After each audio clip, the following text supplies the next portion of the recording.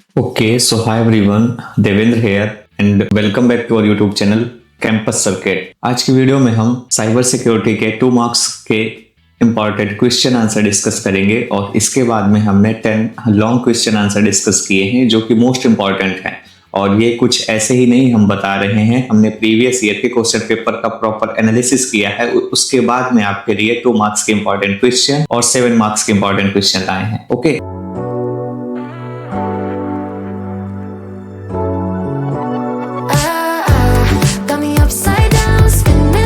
तो चलिए स्टार्ट करते हैं। तो सबसे पहले आता है 2 मार्क्स का इंपॉर्टेंट क्वेश्चन कि difference between security and privacy. Then हम बात करते हैं कि सिक्योरिटी क्या होता है। तो सिक्योरिटी का मीन होता है कि protection of data from unauthorised access, attack और डैमेज। ओके, तो मतलब डेटा की प्रोटेक्शन किससे?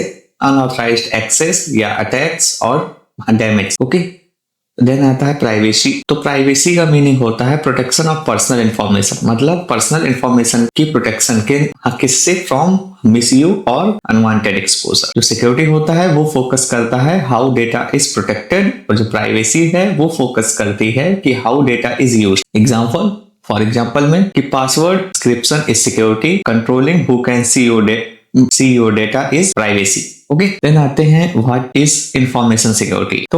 तो इंफॉर्मेशन सिक्योरिटी क्या होता है? Then information security is the practice of protecting information from unauthorised access. तो इंफॉर्मेशन सिक्योरिटी एक ऐसे प्रैक्टिस है, मतलब इंफॉर्मेशन को मतलब प्रोटेक्ट करने की, कि उसको हम अनऑथराइज्ड एक्सेस से रोक सके और उसको बचा सके, ठीक है, प्रोटेक्ट कर सके। ये इंश्योर करती है confidentiality, integrity and availability. Okay, तो इसको अच्छे से पढ़ लीजिएगा क्योंकि ये लॉन्ग क्वेश्चन में भी पूछ लेता है कि कॉन्फिडेंशियलिटी, इंटीग्रिटी एंड अवेलेबिलिटी। ठीक, ये बेसिकली यही है कि जो डेटा है वो मतलब प्रॉपर हमारा कॉन्फिडेंशियल होना चाहिए, इंटीग्रिटी होना चाहिए और मतलब अवेलेबल होना चाहिए पर्टिकुलर जिसको नीड है उसी के पास। ठीक है, इसके बारे में भी हम बाद में करेंगे प्रॉपर डिस्कस।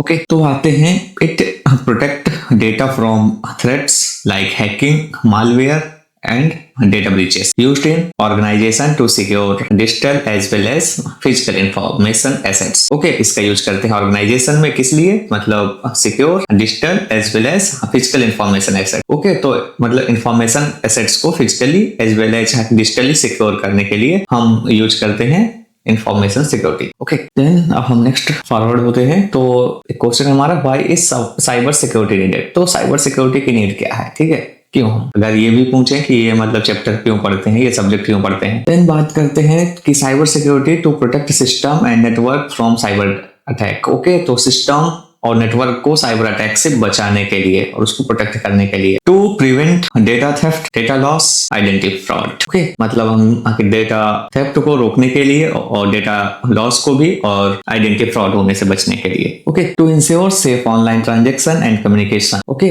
ये इंश्योर करने के लिए कि जो हमारा ऑनलाइन ट्रांजेक्शन है एंड कम्युनिकेशन है वो सेफ है कि नहीं, मतलब सेफली हो जाए हमारा ऑनलाइन ट्रांजेक्शन और हमारा online communication. To maintain trust and continuity in digital service. Okay, तो डिजिटल सर्विस में एक मतलब ट्रस्ट और कॉन्टिन्यूटी मेंटेन करने के लिए साइबर सिक्योरिटी की नीड होती है। आते हैं क्वेश्चन फोर्थ। तो क्वेश्चन फोर्थ है हमारा इंपॉर्टेंस ऑफ डेटा प्राइवेसी। तो डेटा प्राइवेसी की इंपॉर्टेंस क्या है? तो protect personal and sensitive user information. तो मतलब डेटा की जो प्राइवेसी होती है वो पर्सनल और सेंसिटिव यूजर इंफॉर्मेशन को प्रोटेक्ट करते हैं और ये प्रिवेंट करता है misuse of data like identity theft and fraud. Okay, ये बिल्ड करता है यूजर का ट्रस्ट किसमें? डिजिटल सिस्टम एंड ऑर्गेनाइजेशन में, required to comply with cyber law and regulation. Then आते हैं क्वेश्चन फिफ्थ, ये है डिफाइन साइबर क्राइम। तो साइबर क्राइम क्या होता है? साइबर क्राइम एक illegal activity perform using computers और द इंटरनेट और कंप्यूटर्स के थ्रू इलीगल एक्टिविटी परफॉर्म करना साइबर क्राइम होता है। ये टारगेट करता है डेटा को, सिस्टम को और ऑनलाइन यूजर्स को। एग्जांपल के तौर पर हम बात करें तो ये इंक्लूड करता है हैकिंग, फिशिंग,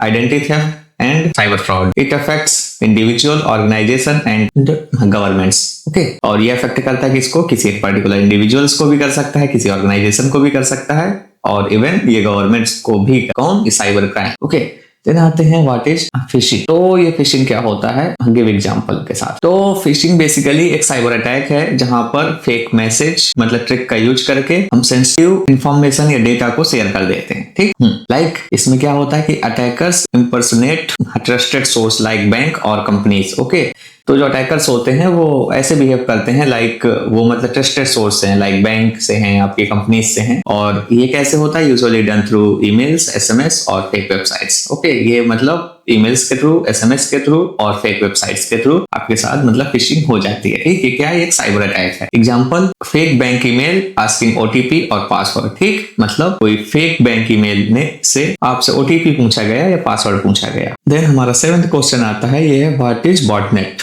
तो बॉटनेट क्या होता है? अब बॉटनेट एक नेटवर्क है of infected computers controlled by a hacker. Okay, hacker के द्वारा कंट्रोल्ड किए गए इन्फेक्टेड कंप्यूटर्स का नेटवर्क कहलाता है botnet. Okay, then these infected systems are called bots और ज़ॉम्बीज। ओके, और यही जो इन्फेक्टेड सिस्टम्स हैं यही कहलाते हैं मतलब बॉट्स और zombies. User for attacks like DDoS, spam and data. Okay, तो इसमें यूज्ड क्या किए जाते हैं? ये यूज्ड किया जाता है मतलब बॉटनेट का यूज किया जाता है किस लिए? अटैक करने के लिए, लाइक मतलब DDoS, स्पैम और डेटा थेफ्ट के लिए। Users are usually unaware that their system is part of a botnet.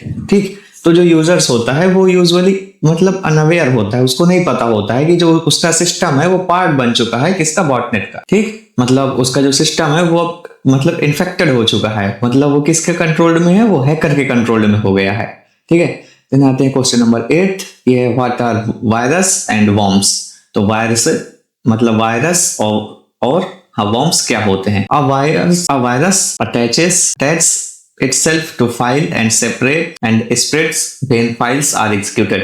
Okay, तो तो मतलब वायरस क्या होता है? ये खुद ब खुद अटैच हो जाता है किसमें? फाइल्स में या तो स्प्रेड में, जब मतलब फाइल एग्जीक्यूट की जाती है। ठीक है, तो ये खुद से ही अटैच हो जाता है। और जो वॉर्म होता है वो स्प्रेड ऑटोमेटिकली। ठीक है, तो ये ऑटोमेटिकली स्प्रेड फैलता है किसमें? ये मतलब through network, without user action, बिना यूजर के एक्शन के ये नेटवर्क्स में स्प्रेड होता है ऑटोमेटिकली। ये क्या है? ये दोनों के दोनों क्या है? दोनों के दोनों मालवेयर। ठीक है, दे कैन डैमेज फाइल, और ये क्या कर सकते हैं? ये फाइल को डैमेज कर सकते हैं, slow system and steel data, और ये डेटा को चुरा भी सकते हैं और सिस्टम को स्लो भी बना सकते हैं, और ये फाइल्स को डैमेज कर सकते हैं। क्या? ये है मालवेयर मतलब ये मतलब वायरस एंड वॉर्म्स। जो वायरस होता है वो अटैच हो जाता है फाइल्स में खुद से। ठीक है, जब मतलब फाइल जो होती है एग्जीक्यूट होती है, और जो वॉर्म है वो खुद ब खुद मतलब स्प्रेड होता है through network without user action. दोनों के दोनों मालवेयर हैं, और इसका लॉन्ग में भी हो सकता है क्वेश्चन आपसे पूछ लिया जाए, इसलिए थोड़ा अच्छे से इसको क्लियर कर लीजिए। फिर आते हैं क्वेश्चन नंबर 9, तो ये है डिफाइन ऑथेंटिकेशन एंड ऑथराइजेशन। तो ऑथेंटिकेशन क्या होता है? ये verify the identity of user की आइडेंटिफाई वेरीफाई करने को बोलते हैं ऑथेंटिकेशन। फिर आता है ऑथराइजेशन। तो authorisation decide what resources a user can access. Okay, तो ऑथराइजेशन डिसाइड करता है कि what resources a user can access. तो जो यूजर है वो क्या क्या रिसोर्सेस को एक्सेस कर सकता है, ये बेसिकली डिफाइन करता है ऑथराइजेशन। और जो मतलब ऑथेंटिकेशन होता है ये वेरीफाई करने के लिए होता है मतलब आइडेंटिटी किसकी? User. Authentication comes before authorisation, और किसी को मतलब ऑथराइज मतलब पर्सन बना दे, यानी किसी को हम ऑथराइजेशन दे रहे हैं, उससे पहले हमें उसकी वेरिफिकेशन करना होगा। मतलब हम किसी यूजर को मतलब एक्सेस दे रहे हैं किसका? मतलब रिसोर्सेस का, उससे पहले हमें उसकी आइडेंटिटी का हमें वेरिफिकेशन करना होगा। ओके, लाइक फॉर एग्जांपल मतलब लॉगिन पासवर्ड है तो वो क्या होगा? वो मतलब ऑथेंटिकेशन होगा। अगर कोई यूजर है उसने पासवर्ड सही डाला यानी वेरीफाई हो गया, और वेरीफाई होने के बाद उसके पास एक्सेस हो जाएगा उस अकाउंट का। ओके, तो ये हो गया बेसिकली मतलब ऑथेंटिकेशन एंड ऑथराइजेशन। अब बात करते हैं हम क्वेश्चन नंबर 10, ये है why does a mobile device need security. Okay, तो मोबाइल डिवाइस को सिक्योरिटी की नीड क्यों होती है? Then mobile device store personal और फाइनेंशियल इंफॉर्मेशन। तो मोबाइल डिवाइस में क्या मतलब पर्सनल एंड फाइनेंशियल इंफॉर्मेशन होती है, और they are vulnerable to malware, theft and unauthorized access used on public network like Wi-Fi which increases the risk। okay, like हम मतलब मोबाइल फोन डिवाइसेस वगैरह का अगर हम पब्लिक नेटवर्क लाइक वाईफाई वगैरह में यूज कर लेते हैं तो वहां पर हमारी हैकिंग वगैरह के ज्यादा रिस्क बढ़ जाते हैं। Okay, then security protect apps, data